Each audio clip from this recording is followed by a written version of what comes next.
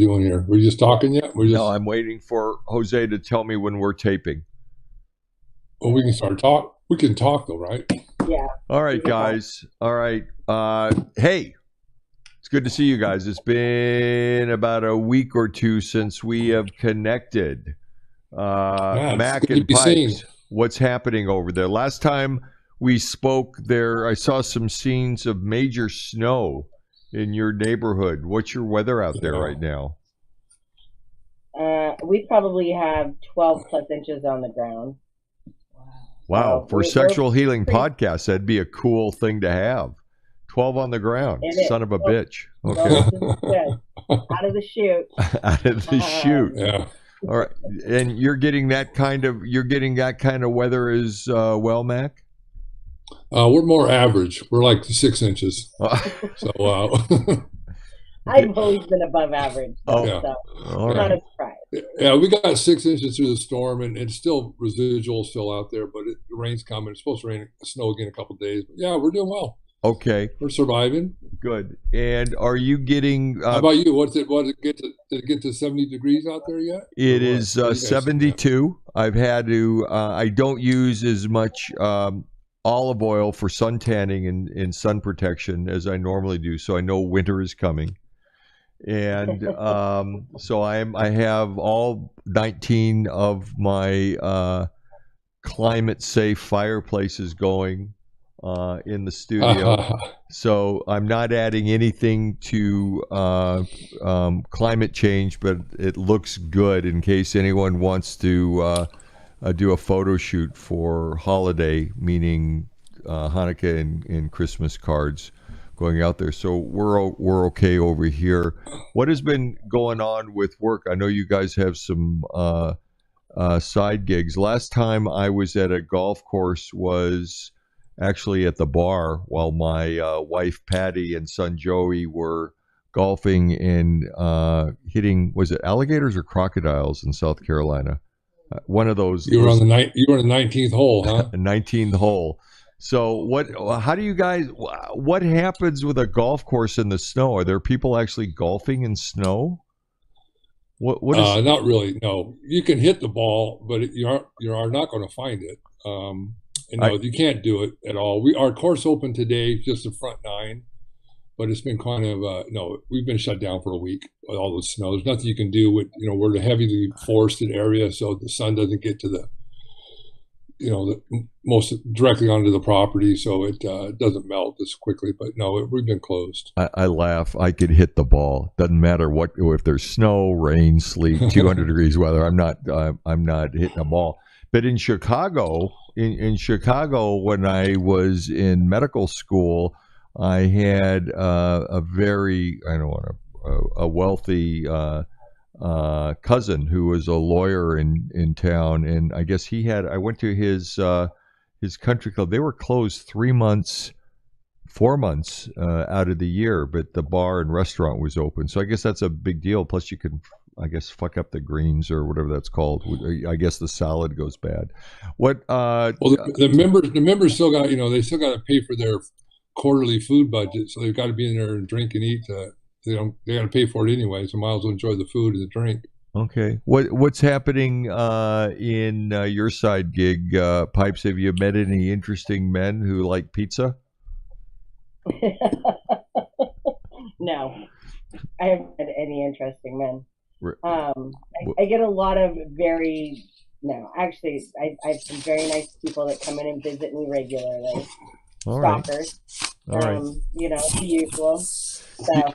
No, it's been good. It's been fine. Did you say stalkers? Did you say stalkers? I said people come and visit me regularly. I know. I know if you did stalkers or doctors. It's kind of the same thing. Stalker stuffings. You get one of those socks for the holidays, and you put stalkers in there, peeping toms. So hey, I try to stay as far away from doctors as I can. Hey, I know the feeling. Okay, how far is this? All right, because I have a lot of patients who want to stay that far away from their doctor. So, guys, and Jose and Shelby, this is what I want to know today.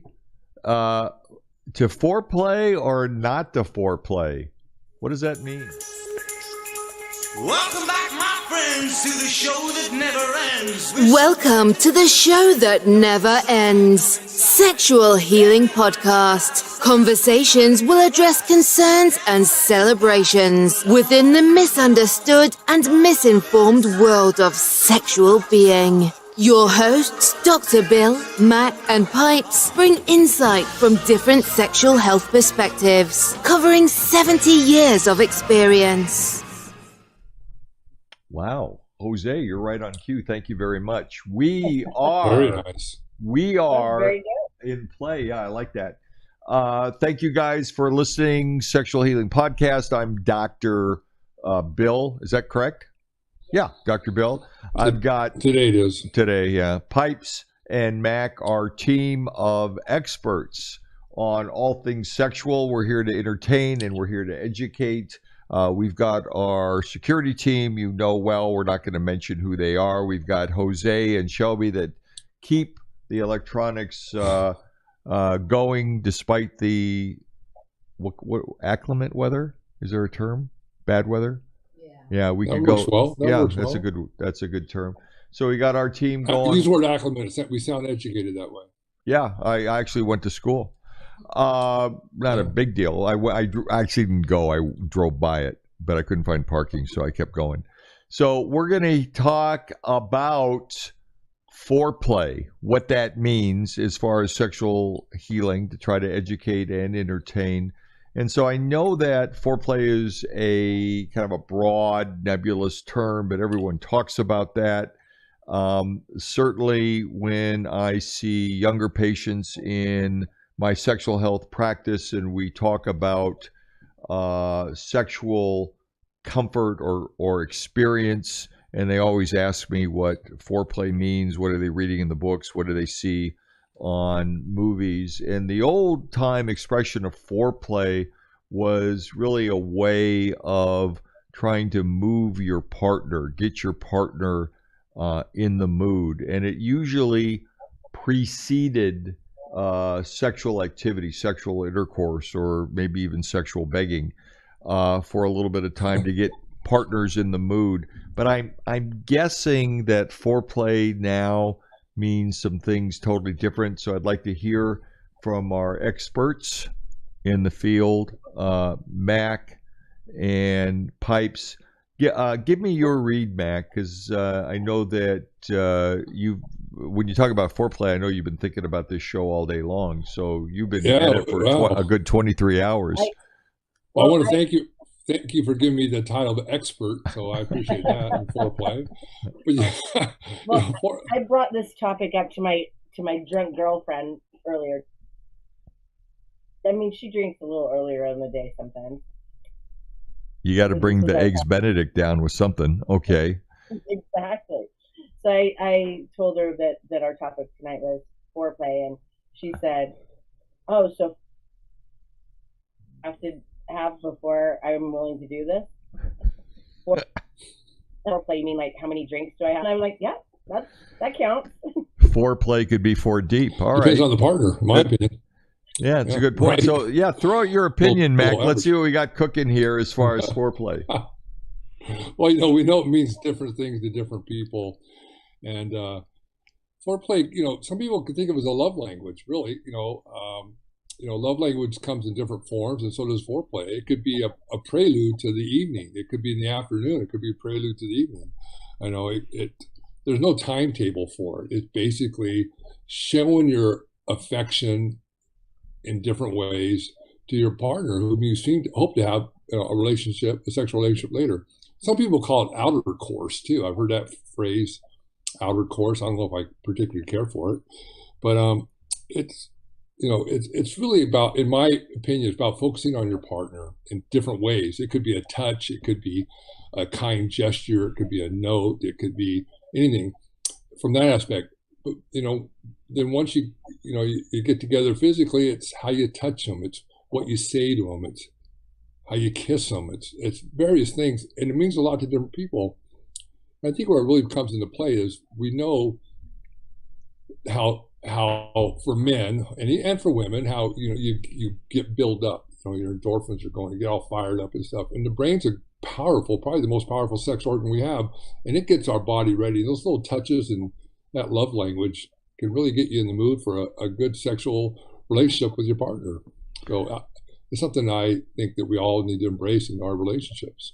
Pipes, let me ask you this. Mac has talked about love language, and I know that several podcasts ago we tried to get that bitch on line here, but she never returned my calls. Was it because I called her a bitch? What was the deal? But she wrote a book, and Mac was well versed with this. Is that the kind of stuff that Mac is talking about? Love language, the book about all things that aren't necessarily sexual, but add to the whole milieu, add to the environment. Am I getting in trouble by calling her a bitch? Probably. Oh, shit. Won't be the first time. No. We're probably going to have to pair. Okay, so explain that to our audience. One, I'd like to know why she never returned my call, and two, I'm not going to buy her book. I was going to wait for the movie. But what do you guys, because I know that you guys are self-actuated. Is that a word? Someone do a charcoal. I don't know. But you guys understand that. Tell me about what that means. Well, I think that Mac hit it on the head. There are so many different things. I think people, you're right, they think about foreplay and they think it's like the physical aspect of it. It's like the kissing, groping, making out prior to intercourse aspect, which in reality, this could be something that really can go on for long periods of time. And it's the build up. I think foreplay should be more called the build up to what sex, and it doesn't even have to actually lead to sex. It's just such a great form of intimacy or intimacy building amongst partners, and it's simple things. And again, if you wanted to go back to the love languages, which is touch, gifts, affirmations. I can't even remember all of them. Paying off your partner's visa. I think that's another love language. Yeah. So, I mean, there's a lot of things. I remember a couple of years ago, my husband and I don't even know how this started, but literally, like, I left him a note on like an 8x10 piece of paper in the kitchen, like a short little note with a little, love affirmation on it. And the next day I come downstairs and there is, he's written back to me on the same piece of paper. And we did this for weeks. Every single day we responded back and forth to each other on the same piece of paper. So by the time it was done, it was this double-sided piece of paper with just such love.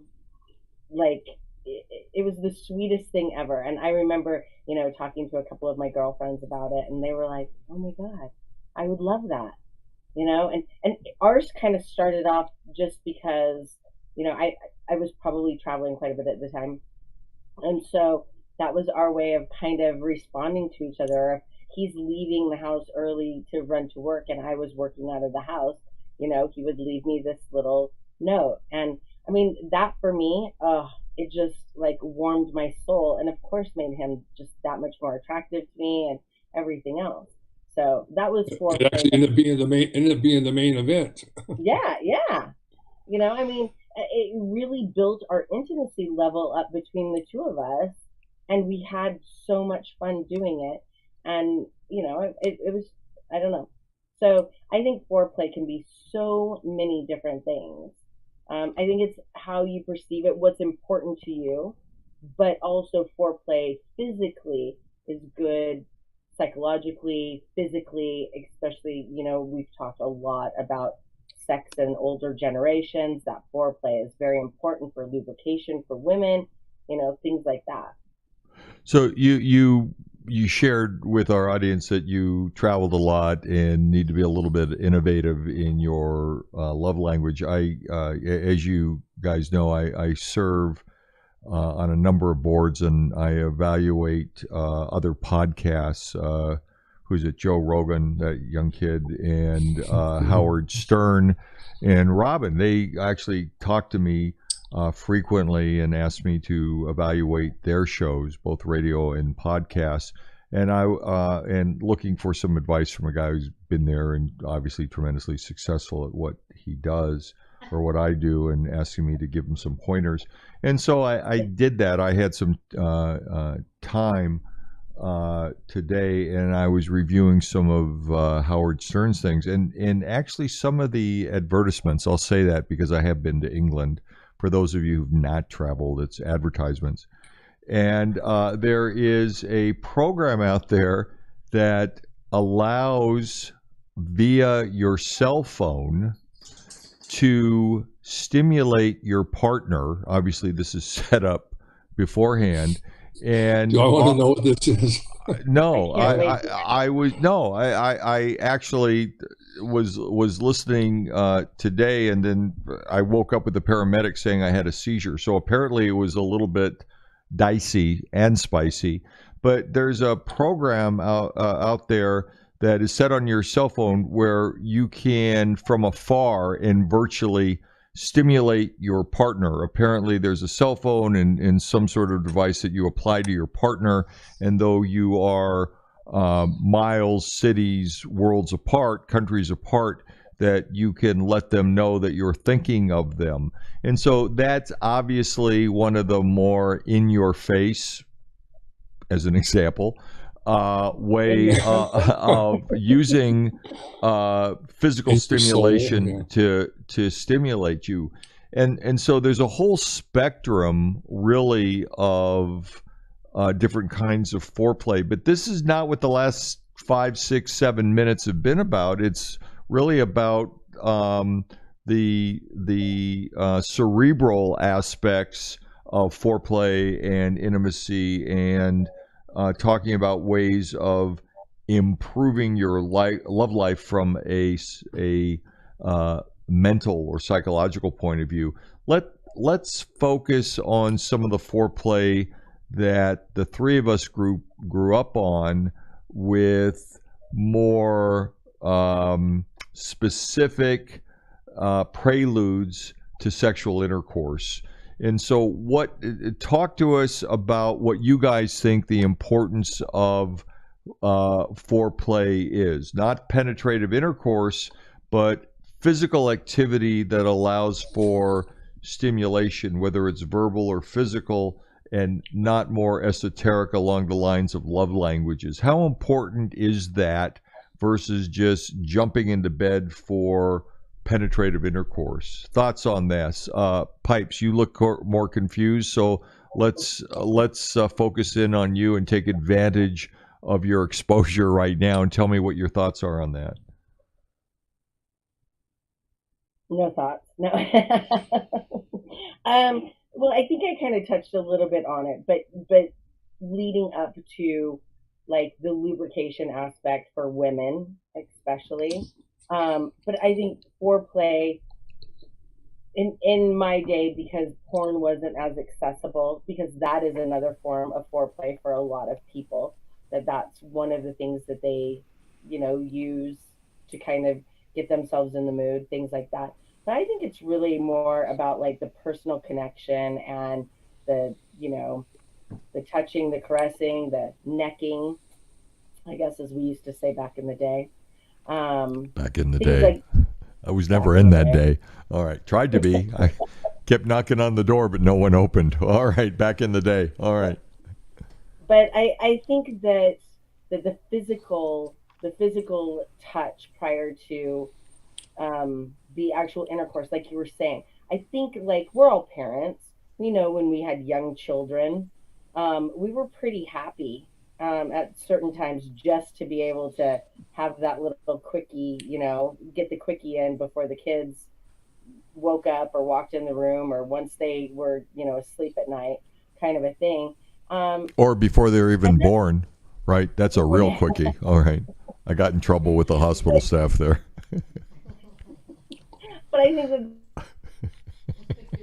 But I think now you could fall back on having that stuff is important too. More time and kind of pleasing each other.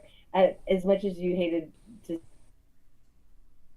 our intercourse, as soon as you said it, I'm sure it was like nodding my head, like, wow, that actually makes such perfect sense, because it is. It's all about, everything coming prior to the actual intercourse aspect. Mac, let me ask you a question. Yes.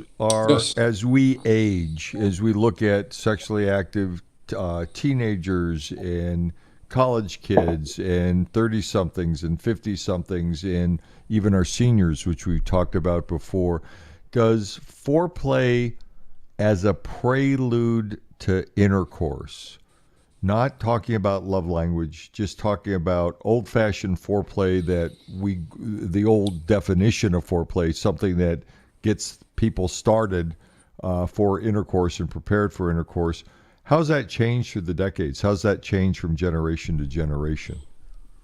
Well, I can only go with my generation because this is the only one that I know, but I don't think it has changed. I think it comes in different ways. You can play doctor and naughty nurse. You can play games. You can, but I think foreplay, if we look at foreplay, how I look at foreplay, it's a chance to kiss them like you mean it, to tell them that this is pre-game time. It's like, I'm into you. I don't need, the intercourse. I'm into you. I want to touch you. I want to kiss you. I want to look at you. It's all those messages and all those things you're telling about the person. Wait, Mac, are you sure you want to say that to me right now with all these people listening? I mean, I appreciate it, but remember your audience. Yeah, but I'm going to say my heart's a little aflutter right now listening to him. It's my cologne, right? I put guys on a black screen, so I put guys on a black screen so I can focus and say what I really want to say. So I'm not really saying.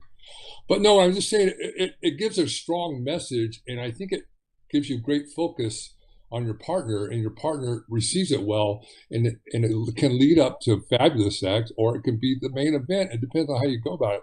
But to answer your question directly, I don't know if it's changed in generations. I think that it's still there and alive, but how we think of foreplay or what we do for foreplay, maybe those have changed when we talk about your cell phone thing. I mean, sexting is big out there, and other things, Titty Tuesday or whatever, it's out there. So is it Tuesday? Oh shit.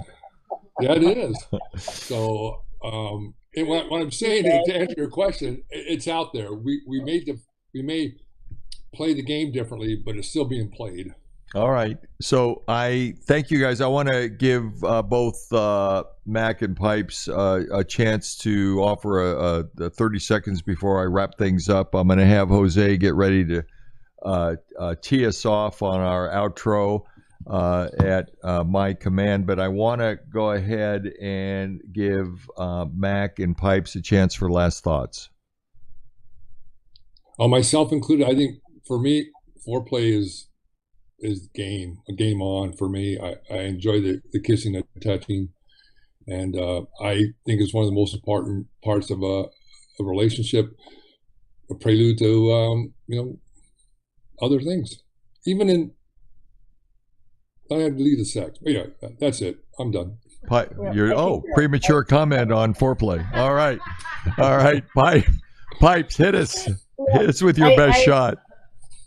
I just said, I concur with Mac for sure. It's like the looks across the room when you're at a event or a party, knowing that you're going home with that person. And I mean, there's so many aspects of it, but foreplay is maybe more fun than intercourse in so many aspects, because I think that there's a lot more intimacy in foreplay at times than there is with the actual physical interaction.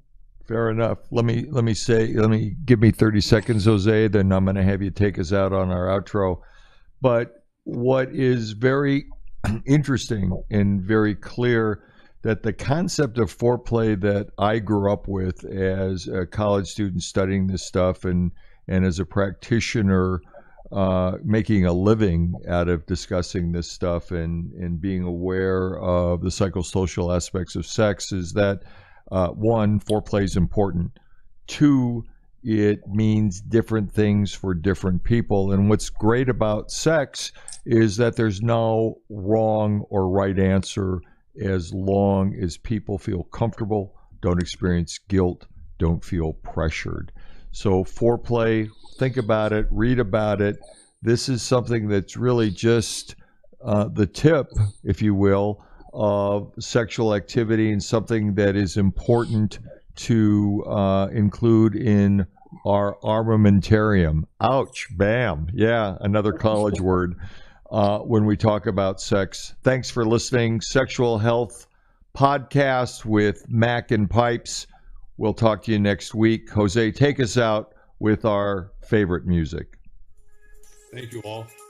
Welcome back, my friends, to the show that never ends. Thank you for joining the show that never ends. We will pause with our part. However, you can reach us at sexualhealingpodcast.org. We are here to make your sexual health be everything you want it to be. We'll visit with you next week for another episode of Sexual Healing Podcast. Stay sexy out there.